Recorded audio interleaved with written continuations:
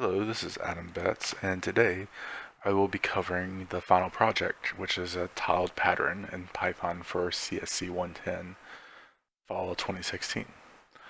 For the purpose of this is to take a pattern, which is this one right here assigned to me, and to print it in a 4 by 4 grid, so kind of a, let's say, we'll call it a floor. So we're going to have 4 tiles of this with this pattern, and 4 columns and 4 rows, so 16 total squares. Each of these squares are going to be alternating in fills. So if this one with each of these fills is this gray color and the background's white, the next one would be, this would be white and this would be gray.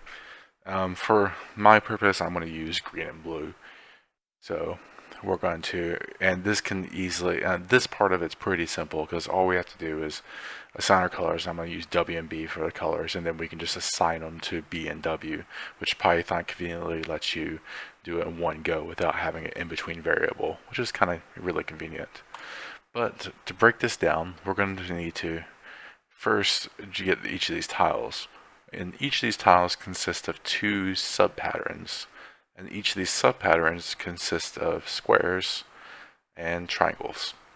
So we can see here we have a white triangle, or a white square, a black square, bottom left triangle, bottom right triangle, etc. all the way through for this one. And you can see this pattern cuts off here on this 6 by 6 square. So this would be pattern 1 and this would be pattern 2. So for example, we could easily define a square with a function like define square, and just have our, and it'd be a t, take our t or whatever our turtle name is, and use the color where G will be the color of the grid lines, and that will be black for this purposes, and W would be the light fill or the background, and this would be green in my case. Do it, make a simple square, pretty straightforward. Well, once we get these base shapes set, we're going to need to set up turtles. The way I'd like to approach this is use 6 different turtles. By doing so, I can take a turtle for each of these columns here, 1, 2, 3, 4, 5, 6, and have them essentially crawl across the page without having to reset them line by line by line, or have them crawl and then go down 6, then crawl, and do that to minimize some of the back and forth on the processing.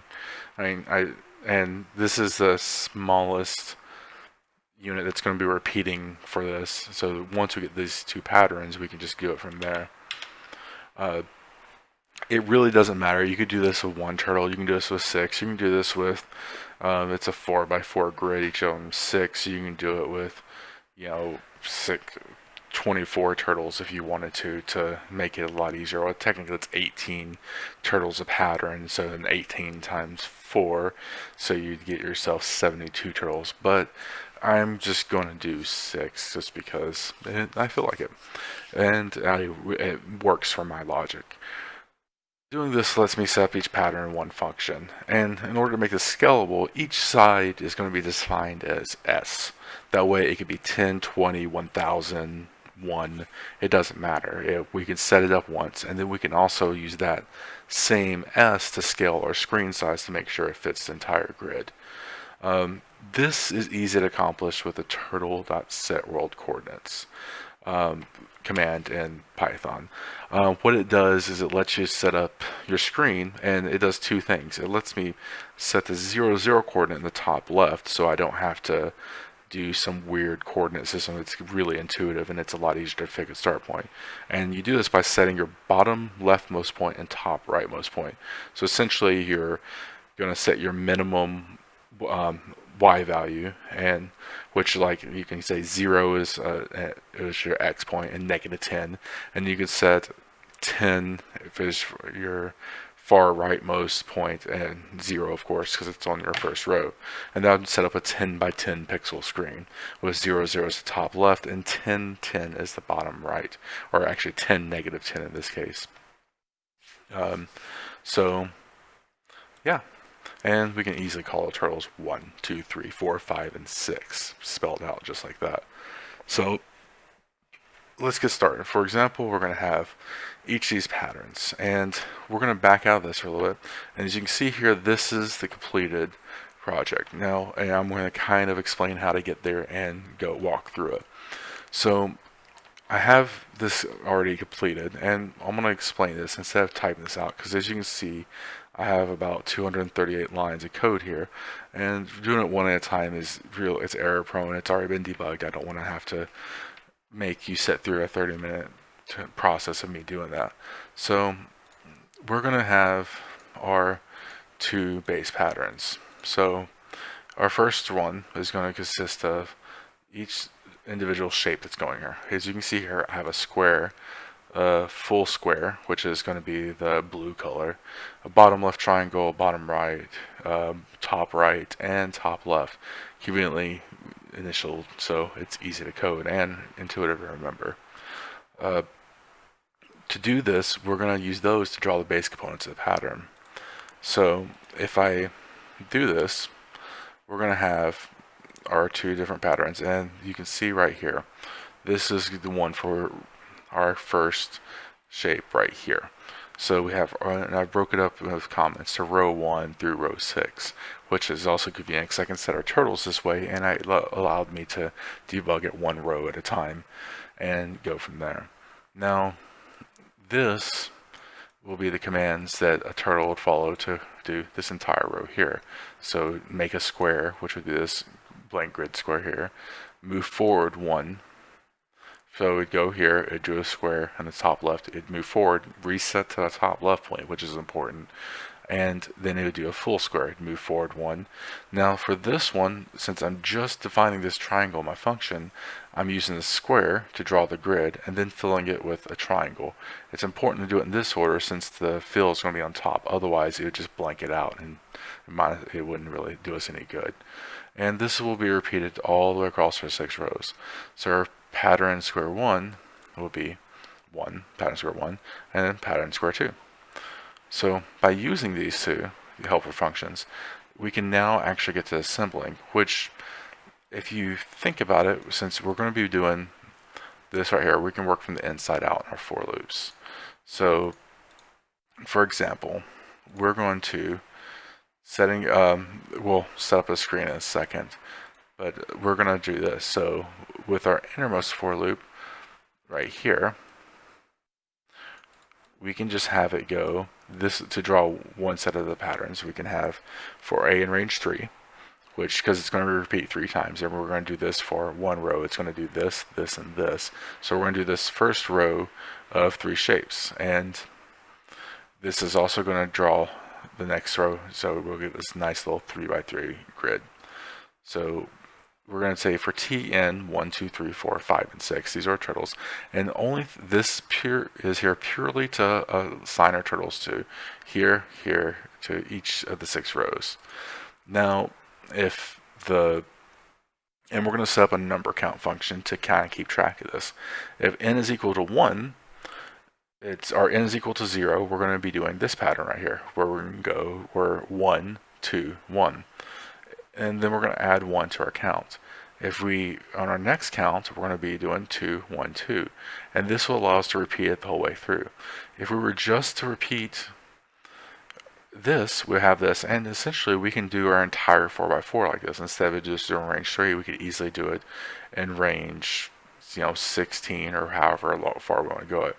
So to do this, we can take this whole pattern here, and I've done it in 2 for loops just to kind of debug it and make it simpler. The A and range 4, this will do each of the rows. It'll do a row of square. Actually, this is going to be, I should correct this. This is actually columns. And what this does is this will do a column of our shapes. So if we were to run this, and it's going to come up instantly, and I'll explain why shortly. But this is because you do not want to sit through this drawing. Either way, what this first for loop is going to do right here is it's going to draw this, this, this, and this. Now, ignore the alternate colors, and you can see it's just the same thing over and over and over. we can't really just have it alternate though, because if you notice, these two sides match, so we can't just keep doing the same thing unless we reset our end counter. It's kind of annoying, so we can do that. We can do that right here. We can reset our end counter. We can go through it again, and that means each time we do a square, it's going to start over at the same point. Now, if we do for n in range 4, this will set up 4 here, and then we could take our row and make 4 columns of this row, 1, 2, 3, and 4. To do so, in our base function, we're setting our turtles to go to, and this is the key here, we're setting our turtles to go to L, which is going to be which column they're going to be in, 1, 2, 3, or 4, and we're going to multiply that times S, which is the length of a side, times 18, which is the length of one of these tiles, is 18 squares, and then the y coordinate is going to be based off of negative s, since it's going to be going down, and times r. And once we get all this set up, it will, and r is going to be set to 0, and this is going to be kind of a count function. This lets us, so for each time we go through this, it's going to add 1 to the row counter. So it's going to have the turtle start here and do all this stuff, then it's going to have it jump down and jump down and jump down. And once this loop's done, it's going to back out. So it's going to draw this, then it's going to back up 1, and it's going to do this, and it's going to repeat this, repeat this, repeat. Then, once all that's done and the rows have shifted all the way down, we're going to reinitialize it here, and then we're going to jump here and then repeat. To make these colors alternate, it's simple. All we really have to do is add a simple, that first line code, BW, B comma W equals W comma B at the end of each of these for loops. And what this does is it reverses the calls for the colors, so it alternates it, and it makes it really simple. Now, to set up our screen, we need to use that world coordinate command. What I've done, and this is a little bit longer, I could simplify the algebra, but I've left it like this because it's a lot easier to see what's going on. So what this does is this sets the coordinates where 0 is the top leftmost point, and this y point right here is going to be 4. There's going to be 4 squares. Each of them is going to be going down negative 18 squares, so 4 tiles, and each of these has 18 squares. And I added a minus 20 here. The only reason this minus 20 is here and this plus 20 is here is to help even out this drawing, because all this is going to do is shift it left and right. If I were to change this to a 0 and print it, you would find that it scales. You'd see it scale, and it's hugging the bottom down here, and there's a little bit of a gap up here. This is purely just because from playing around and fiddling with it, and you can kind of do what feels best. It tends to kind of hug one of the sides, and I like it when it's a little bit more even.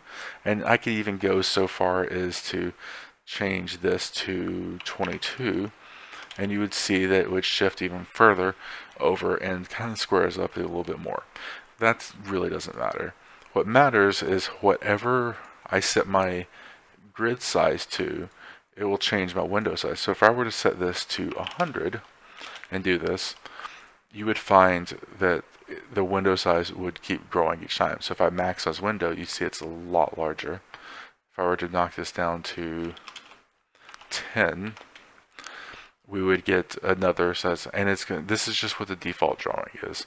It really doesn't matter how this grid's set up. It's going to always center the window and what we're going to do, which is nice. So with that done, we can address how this is coming up. Now, normally when you draw stuff in Turtle or with a Turtle module, it is, and almost what it is it's going. I'm gonna close this out of the way because this is not necessary anymore. And I'll redo this. So normally when we draw stuff, it's taking each command that we do, and I'm going to disable it here so I can give you an example of what's going on. And it draws each individual pattern, as you can see here. If you notice, this doesn't go very fast. If you're doing just 1 or 2 squares, yeah, it's faster than you might do by hand and much more precise. But you can see it draw it out each square at a time. As you can easily tell, this is 1, 2, 3, 4, 5, 6, 7, 8, 9, 10, 11, 12. And so you can say about 40 seconds a square. And since we have 16 tiles consisting of 3 or of 9 of the patterns, this time goes up exponentially. And if we just do a quick 9 times, if we have our 4 tiles, let's clear this out quick. We have our 4x4, which is 16, and each of those has 9. We're looking at 144 squares, and each of them taking about, let's say, 40 seconds. That's a while. We divide this by 60. It looks like it's going to take us almost an hour and a half just to do this at this rate. So we're going to speed this up. There's a couple things we can do. We could use the speed command. The speed command will speed this up quite a bit, but let's see. Let's actually show why, and we're going to walk through the process I took before I figured this out. So we're going to close this out, and let's say we took our turtles here, and we do, let's do turtle.speed 0.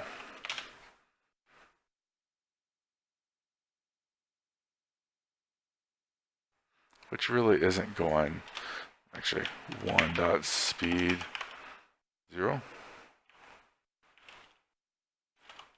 And let's just do this to make it, and we'll just do it like this. We'll do the first row. So if we do this, we can speed up part of this and make it go faster, but that's still not going to really fix our problem. It's still only going to reduce it down to maybe 30 to 20 minutes is what I timed it last time. So we're going to actually and the reason this goes so slow is because this program is, each time it draws a pixel, it's refreshing to the screen and pausing the code for microseconds at a time, and then going back doing a code, displaying code, display, code, display. This display part does take a while. So what we're going to do is we're going to disable this by using the turtle.tracer command and 0, 0. What this does is it starts at our initial point, and it makes it where it's not going to actually refresh it. If we were to try to run this like this, we'd find that it comes up almost instantaneously. It comes up within like a second. What this is doing is it is disabling the trace, which is refreshing it to the screen, allows it to do dump this entire line of code. So it's saying, okay, this is where you're going to go, this is what it's going to do, and then it displays it all at once on the screen. Doing so, it's much more efficient. It's not breaking out of the process, and the time it takes to, as you can see, the time it takes to draw almost one of those squares, it can do the entire pattern, which is beautiful because modern processors go extremely fast, and it also saves your sanity when you're trying to debug the code to make sure actually it works right. And yeah, that's really it. This is and this is how to get the final pattern. So this is going from this from the base pattern, which was kind of bland, and this is it. So I'm signing off, and have a great day.